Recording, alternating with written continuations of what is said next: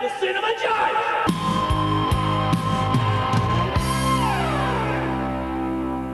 Hello and welcome to the Cinema Judge. To all my loyal listeners out there, thanks so much for coming back. If you're new to the show, welcome aboard. And everybody out there, I hope my voice finds you well. Approaching the bench today, we have Saw X or Saw 10, however you want to look at it. Now here's a brief synopsis here. This movie actually takes place a few days after the first one, so this isn't a new one at the end. It's in between some of the movies. So here's a scenario in this movie. A sick and desperate John travels to Mexico for a risky and experimental medical procedure in hopes of a miracle cure for his cancer, only to discover the entire operation is a scam to defraud the most vulnerable. So that's where this one picks up. John is the original killer in Saw, just in case you didn't know that. So here's a trailer for Saw X. The cancer is still spreading. I'm afraid there's nothing else we can do. There is one person who might be able to help. Our program is a two-pronged treatment outside Mexico City. The results have been stunning. She saved my life. You're in very good hands with us. After that, what happens then? Your whole life happens then. John Kramer. According to these scans, the tumor was never removed. How much time do I have? Months, at best. I still have a lot of work that needs to be done.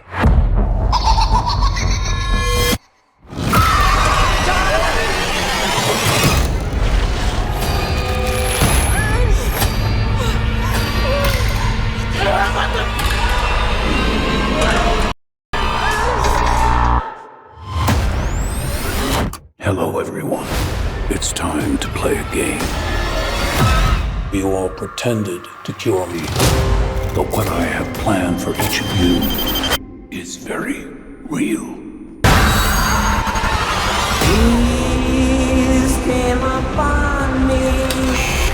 No light, no sound. The only thing I have not provided is your anesthetic. But trust me, you will want to remain alert.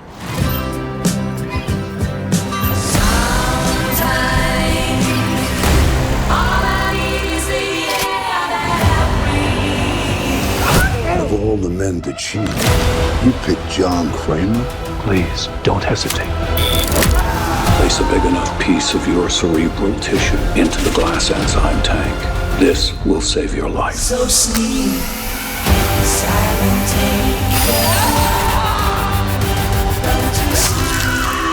This is not retribution. It's a reawakening.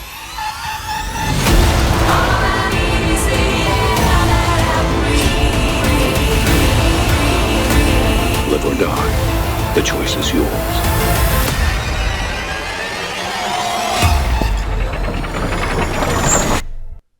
Now you might be asking yourself, what is that song they're playing throughout the trailer? Well, not to worry. It is a great song by the Hollies called Air That I Breathe. It's a classic, and I always find it very entertaining when any kind of movie has a song in it that really doesn't fit the movie at all. But it does fit when you put it together like that. It's just whatever, because of the polarity of it all. It's always funny when they do that. And it's great to hear great songs that you don't always hear. It introduces bands like the Hollies to a wider audience that might not have ever heard of them. But now they might go, who sings that song? Well, the Hollies, The Air That I Breathe. Truly an awesome song. Coming up first, we're going to hear from Mark Burg and Oren Koules, the producers. They're going to talk a little bit more about the main character and the story. And immediately after that, we're going to have a featurette. Now, in this featurette, the studios, they send me a pre-edited, like just to say, a summary of a movie or whatever subject that they want to cover. In there, we're going to hear from the director and other people. And in a little bit, I'm going to give you a website in case you would like to watch these interviews and the scenes that they show within all these featurettes or whatever it is. The TV version is streaming on demand right now. So a little bit, I'll give you that website. But in the meantime, here's that interview with them, and then that featurette talking a little bit more about the story. There's a lot of heart to this story. There's a lot of John Kramer feeling taken advantage of. There's a lot of John. You learn more about John Kramer in this movie than you have in the entire franchise. This kind of sets up why John Kramer became Jigsaw and what he is trying to accomplish. John Kramer has cancer. John Kramer meets with his doctor, has an MRI. It's not good. The doctor tells him he has a very limited time to live. John Kramer's found out that there's an experimental, out of the country process that they're having great success with.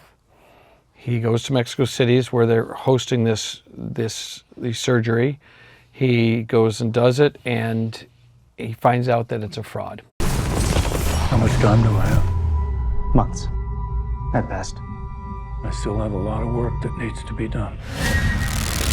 It was our desire to make a film that feels more like the early Saw movies. This, in our mind, is really Saw 2.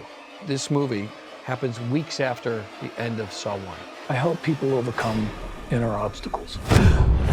It needed to look like the early Saw movie. They were shot on 35. They were scuzzy and gritty. There's arsenical greens and ochre yellows. We're working with a cinematographer here who has just done a fabulous job. One of the great challenges of this project was really putting together an excellent trap team. And I feel like we have this amazing team. And I think that the fans are going to be happy. No! All the people that really love Saw. I want to play a game. My job is to bring humanity to John Kramer. The traps I leave to the people who are disturbed enough to come up with some of these things. And we go back to what I think the audience most enjoys about John Kramer's character. I wage war. I wage war against mediocrity. What struck me was the relationship between John and Amanda. I think that's some of the best passages or scenes. Everyone deserves a chance. You should know that more than anyone. It's super fun to be able to come all the way back to the beginning. We really did this movie for the fans. The story's compelling, and the Saw fans, next level. We really tried to pay them back for the loyalty and the fans that have been there since Saw 1. And that's why there's the Easter eggs, there's throwbacks to other. We just really tried to say, you've asked for this movie, we're making this for you.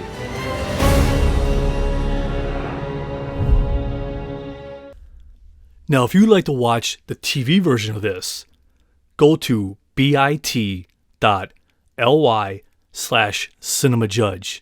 bit.ly/cinemajudge. But I think that featurette gives you a pretty good feel about what this movie's about. Now, coming up next, we're going to hear from one of the producers, Oren, again, and he's going to talk about when they started going to all these fan fests and Comic-Cons or whatever you want to call them, they started realizing John Kramer was seen as a hero to a lot of people, just like the guy says how other characters who might be violent or killers might be deemed hero-esque. And it's really kind of cool hearing a producer talk about this. He listens to the audience and they realize, okay, we can start doing this with the character, or we can move different directions. So they feed off each other. They just don't blindly go in, this is what we're going to do. We don't care what the fans think. So it's really fun for me to hear that a producer is very conscious of us, the people out here, and what they want. And then we're going to hear from Tobin Bell, who plays John Kramer / Jigsaw. And he's going to go a little bit more into his character. And that's another thing. I love hearing a character being described by the guy who's playing him, or the gal, or whomever.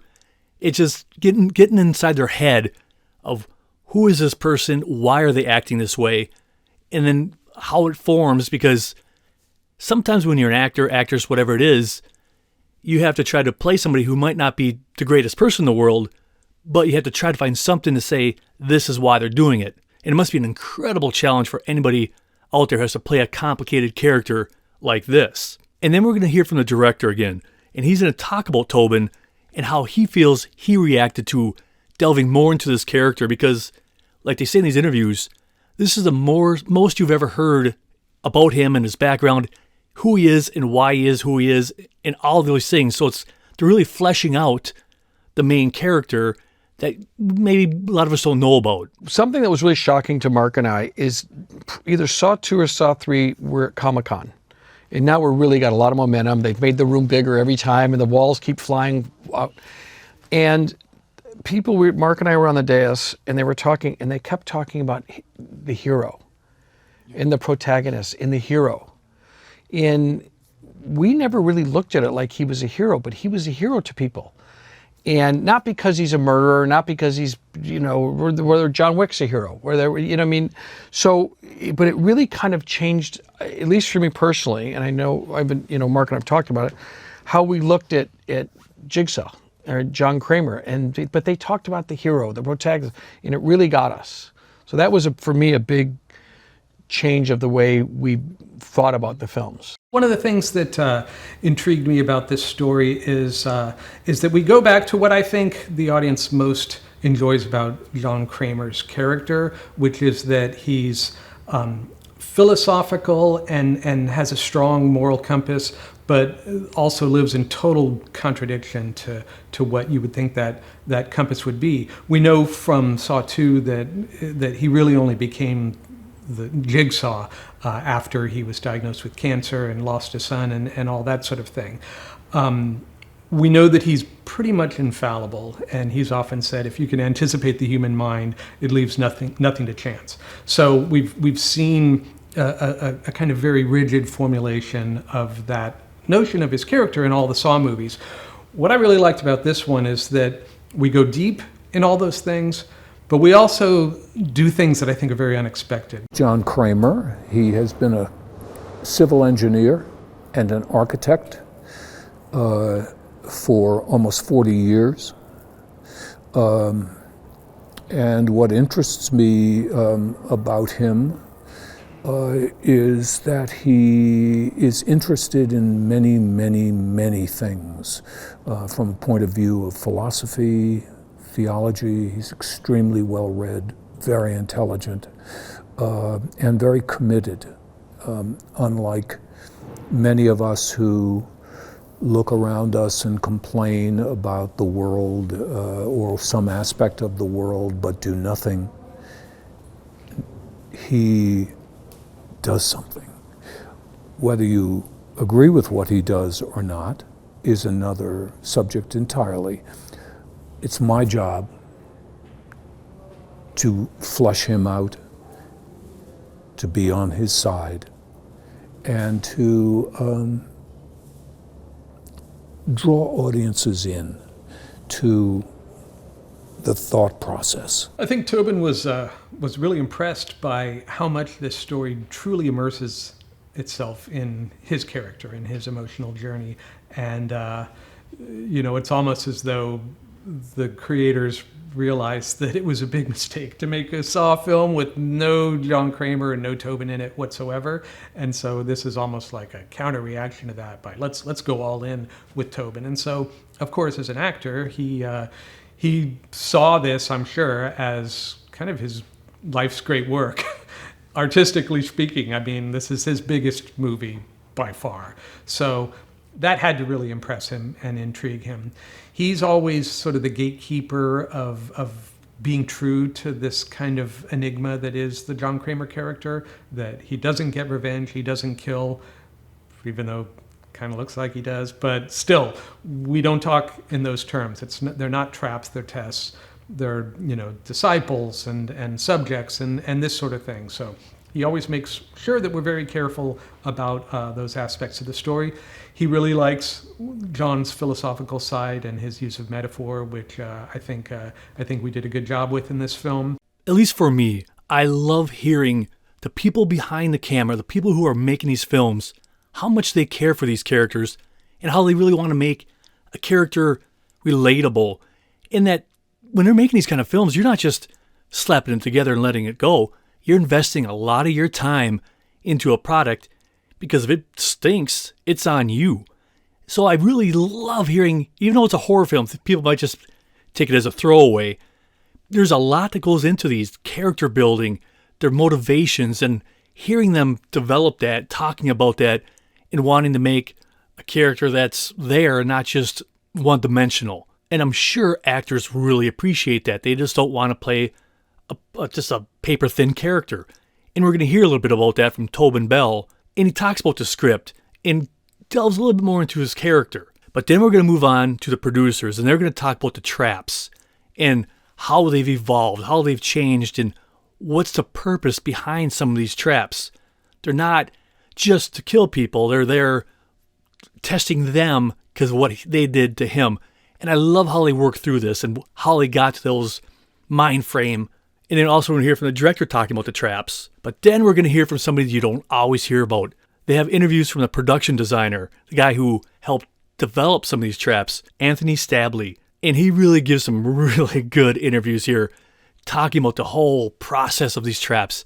And I just find it incredibly awesome. Check it out. It all starts with the writing. And the script for this particular film is very strong. Perhaps one of the strongest Saw films. Josh Stolberg and Pete Goldfinger did a marvelous job. And when I first read the script, I was very impressed with it. And it was in very, very good shape, very tight. And the casting has been wonderful. So we have a good film here. John's a magician in a certain way. Sometimes what you see is not what you get with him.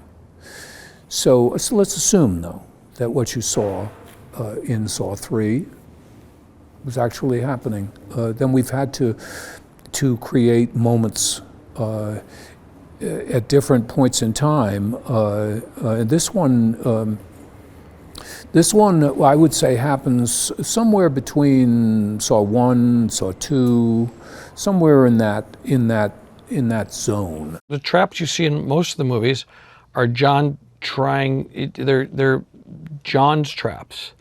And this is John is so devastated by the news and by what happens that he's actually making traps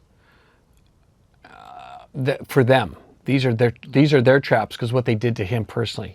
Whether you're the anesthesiologist, whether you're the doctor, whether you're the person that's housing you for this scam. And I think he makes them very personal. And the other thing we tried to, I think the traps started getting over the top. And one of the things we really looked at is bringing the traps down in scale and size to where you could basically, everything you need to make these traps is in Home Depot. I wanted these traps to work more mechanically in real life than we've ever done before. We've had to frankly use a lot of editing trickery and digital visual effects in order to overcome the shortcomings that we had on production. So for this one, I'm like, let's really make what we're going to shoot and make it work on screen. So our production designer, Anthony Stabley, who is one of the most enthusiastic people I've ever met in my life, he absolutely was for that, and he sought out a team among the crew members in Mexico City that could really pull it off. And that's not to say that everything worked perfectly, because it didn't. And as is often the case, there are a lot of wires and people hidden in things that are operating things. I think what's awesome about the traps in this film is the fact that they are interwoven with the story. They're very specific to each character. So I'm not going to say, the trap and the character, but I think they're really well thought out. Additionally, we spent several months testing the traps. We wanted them to be reflective of the original Saw. So you see a lot of oxidized metal. You see components that you believe John Kramer's going to be able to actually construct. And we also, connected the medical aspects of the movie, which are very important. This film has a combination of grittiness and beauty. There's a beauty in Mexico, the landscapes, the architecture, but also there's this intensity of the factory and how that relates to John Kramer's background as an engineer, and I think that that's a great fusion between the two. And I talk a lot with Tobin. We walk through the sets.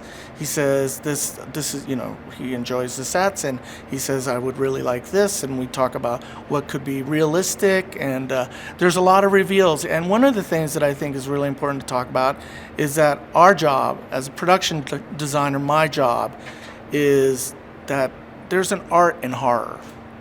I really believe that. So when we're talking about that, we're talking about how much information we give, how much information we hold back, and also what we're going to reveal. That's really important. I think one of the great challenges of this project was really putting together an excellent trap team. But I felt like Tonio Rodriguez was excellent in leading his team. Our team was about 6 to 8 people. We had to fabricate, we had to weld, we had to have painters and prop makers and people that would really be able to test and be knowledgeable in making these mechanisms that were effective and realistic. We were also really, really lucky that we had Hosh, who's in charge of special effects, mechanical effects. And then as it turned out, I think it was a blessing because we weren't really sure what was happening with prosthetics, but as it turned out, Fractured Effects came on board, and they were just phenomenal. So I feel like we have this amazing team, and I think that the fans are going to be happy, all the audience members, all the people that really love Saw. We've heard people talk about traps. Now we're going to hear Tobin Bell talk about what his character sees them as. Because, as we discussed shortly ago, he's not there just to murder or torture people. Everybody in these said traps can escape. They just have to do something that might be very, very, very painful.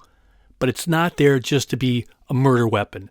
And that's how that character is. And that's how Tobin has to play it through, because he's giving them an opportunity. It might not be a very pleasant one, but there is an opportunity. And he talks about that. And then after that, we have a scene for you. In this scene, there's a guy sitting in a chair with these tubes on his eyes. He could get in serious, this stuff could kill him here, but he has an option. If he turns this little knob with his other hand, he'll snap his fingers, but he'll live. So that's that dilemma, that's that trap, that's that scenario. Traps. John doesn't view them that way. He views them as test situations. And I know it's easy and convenient because they are as terrifying as they are to think of them as traps. He doesn't. Everyone has an opportunity to win the game and to succeed. Help! Help! Help, please!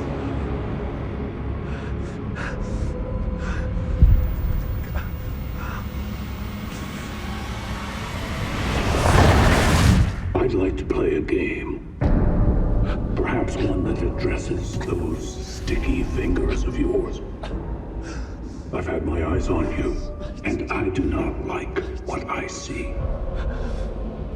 Your job as a custodian is a noble one, sanitizing and sterilizing the hospital, helping patients avoid sickness. But there is a sickness inside you that needs to be excised. You have the ability to not only save your soul today, but your sight. All you have to do is click the dial across the 5 positions, and you will live to see another day. You have 60 seconds. Help, please!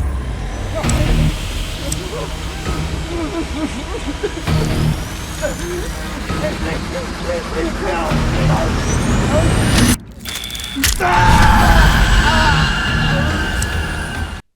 We have another clip for you. In this clip, we have a guy sitting in a room. He's in a chair. And then, on a tricycle, in comes Billy/Jigsaw. And he has a tray of medical equipment. And this guy's like, oh, I don't know what to do with it. But then things start going from there. And you'll hear the voice of John in the background. Because, I shouldn't say in the background. He clicks on a recorder. And he was telling him this is what's going to go on. So it's just another one of those tension little moments of, here's the little situation you're in. What will you do to get out of it?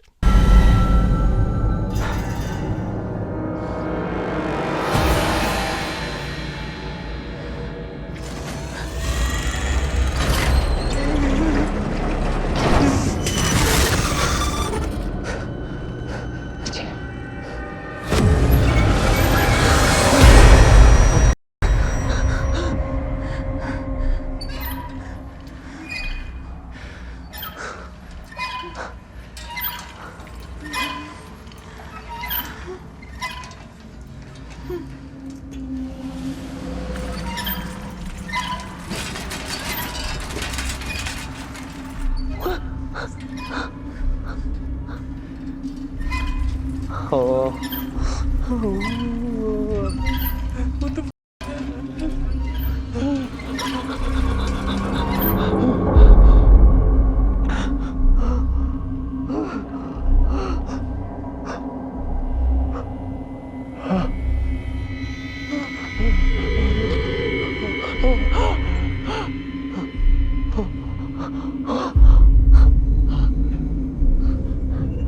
What is it? What is it? I don't know what the these things are. Medical supplies, I think, and there's a bone cutter. The craniotome. I don't care what the thing is called, Cecilia! There's this thing that says play me. I'm not gonna touch that thing.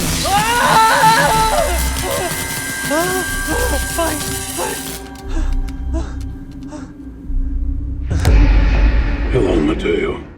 You know, something tells me I just would not handle that situation very well. Yes, you could save your butt, but man, the stuff you have to do to go through it. I wouldn't handle it well, I know it. But here's the deal. If you're this madman doing all these crazy things, doesn't he need an apprentice? Well, duh. Well, that's what we're going to talk about next. We're going to hear from Tobin Bell, and he talks about his character's apprentice, Amanda Young. And then we're going to go to the producers. And it's fun just hearing them talk about that whole process of, okay, the main character's at a certain age, how could he be doing all these things? And then how they developed the character of Amanda, played by Shawnee Smith. Talk about that a little bit. And then we talk to Shawnee Smith just about how excited she is to be able to go all the way back to the beginning and then continue on with this character. Amanda is John's apprentice. And like any apprentice, good apprentice, the apprentice wants to learn the trade of a skilled craftsman from the ground up. And that's what Amanda Young does. John, she successfully won her game back at the beginning of Saw. And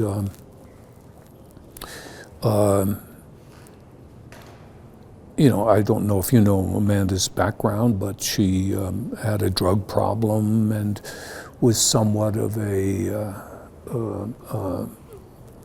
problematic, you know, struggling with her life. And John kind of got her on this track where she was living on the street for a while, and but he gave her a room off of his workshop, and she has been there to help him on many occasions. We originally wrote the script, or worked with the writers that wrote the script, because we don't write it, but Amanda wasn't really in it. And then we kind of realized that Tobin's 80 years old. People would look at it, how's John Kramer doing all this stuff that he's doing? And we realized we needed to bring in somebody. I think it was then that Oren came up with the idea of, like, why don't we make the person who's disguised, why don't we make that Shawnee in the script? And then we'll reveal it at some point during the movie. And the audience eats it up when they realize that that's who was doing all the stuff. It's super fun to be able to come all the way back to the beginning, but leave that to the creators, writers, and fans. I mean, anything can happen with this in the Saw world. Even this, 18 years later, it's crazy. But it's a powerful, the story's compelling, and the fans are just like, the Saw fans, next level. What's super exciting about this for the true fans is that you have John and Amanda, which, like the idea of the male and female of Jigsaw is super interesting. Now, when you make a movie with so many different movies involved, different directors, it's tough to keep things straight, keep the tone familiar, but still keep it fresh. That's a incredible thing to try to juggle. But what works for the director in this particular film is he's directed one of these movies before, a couple of them, I should say. But most importantly, he's been the editor on almost all of them. And that means that you're involved on every nuance, every inch of making that film, of the flow, the tension, the buildup, you name it. When you edit, there's not one frame that you don't touch and you're not aware of. So going in, directing this movie with that whole line of movies behind, he knows every inch of this franchise. So we're going to hear from some of the people talking about that. We're going to hear from the production designer, the producers, Shawnee Smith, Tobin Bell, and then we're going to hear from the director himself and him talking about the grain, the texture, what kind of film they use, what they used to use, what the last film they actually shot on film was, and then they went to digital. But hearing those technical issues just tickles my brain because film is wildly different than digital. You could try to smear up digital and try to add grain and all that, but it just never will be the same. I mean, you make great things with digital. I'm not saying that at all, but the texture of film is so greatly missed in my mind because that gives so much to a film. You could just feel it. It doesn't feel plastic and artificial. And I know you'll hear him talk about how they try to mess it up a little bit, grain it up to try to make it feel more like film. And, do they succeed? That's up to you to find out. But it's just the idea of them talking about that film has that oomph compared to digital. Kevin, coming from an editing background, is like this major plus for the show and for Saw because he knows what he needs. He knows what we want to put together visually and also just like storytelling. I think that's the real key here because we're visual storytellers. Like somebody says, what does a production designer do? I am a visual storyteller. I'm here to help the audience understand a story.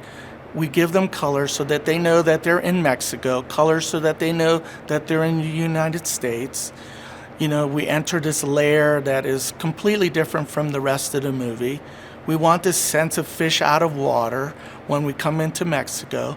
And, talking about cast, that was also the other part that we really love because we're telling the story about, who lives in this hacienda, what is this scam? What is this operating theater? When you go into the operating theater, you have to say to yourself, it was so underground, but it's believable, and it's industrial.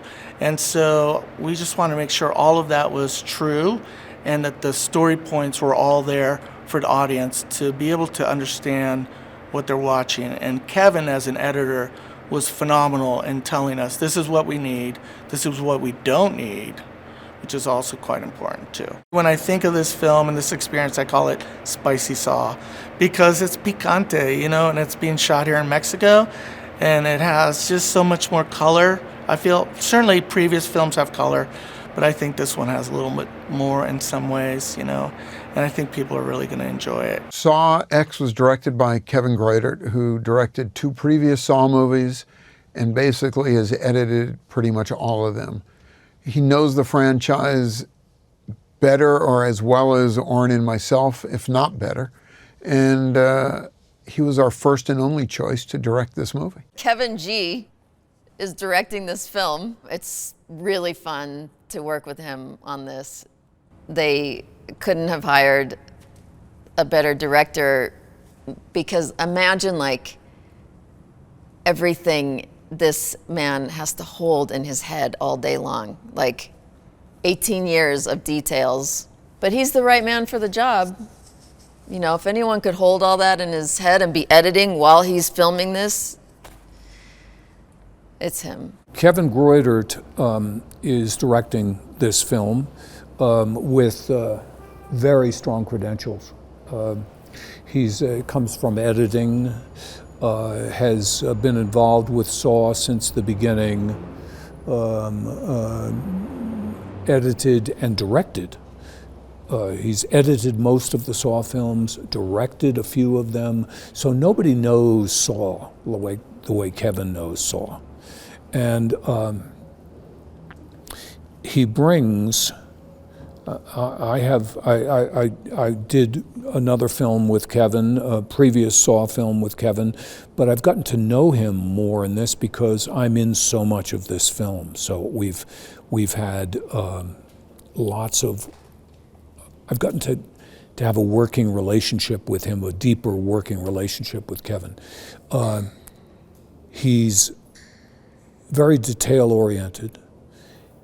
He's very shot-oriented, very edit-oriented. He knows what the shot he needs and wants because he knows how to make this film cut together so it has impact. And that's a marvelous thing. Saw 6, the first one that I directed, was the last one to be shot on 35mm film, and I'm really glad that it was, even though it's hard to shoot on film. It's a lot more stressful than digital, but there is great value in the texture that you get from film. And once we did Saw 3D, which was shot at 2K res on a digital camera, we started to lose something, and then the subsequent Saw films were also digital, and maybe there was a little bit of filmish grain added afterward, but frankly not a lot in those films. When I met Nick Matthews, the cinematographer and first camera operator for this movie, we both agreed that there was something lost after Saw 6 and that we wanted to bring it back. And even though we shot on digital, we lit it in a way that we thought emulated the look of the earlier films, and also we dirtied it up a bit in post-production. I love the honesty and insights that they give like that, because you don't get that all the time from filmmakers talking about that process, that specific detail of messing up the digital and trying to make it feel a certain way. I'm so glad they were able to share that with us. Now, coming up next, we're going to hear from the producers, and they just pretty much tell us, thanking us that this is why they made the movie for us as a thank you. And it's just really cool to hear these kind of interviews. And then we're going to hear from Tobin Bell also. We really did this movie for the fans. We really tried to pay them back for the loyalty and the fans that have been there since Saw 1. And that's why there's the Easter eggs, there's throwbacks to we just really tried to say, you've asked for this movie, we're making this for you. And to me, the most rewarding experience is when you see the movie finished, opening weekend, with an audience, and they're jumping at the right places, they're laughing at the right places, they care. You're like, okay, guess what? Yeah, this was all worthwhile. We've been able to create a layer in the Saw films that make people think. Not only is it a rollicking roller coaster ride of amazing special effects and situations and surprises and twists and turns, but we've been able to raise some subjects that make people go, oh, that's what he's, and when you contrast a moment like that with what else is going on in the film, and all of a sudden this unexpected moment happens where people go, oh, the moment resonates. So what do you guys think? Saw X, Saw 10 worth your time? Let me know what you think. Now, I really appreciate your time, and I hope you enjoyed our in-depth look at Saw X.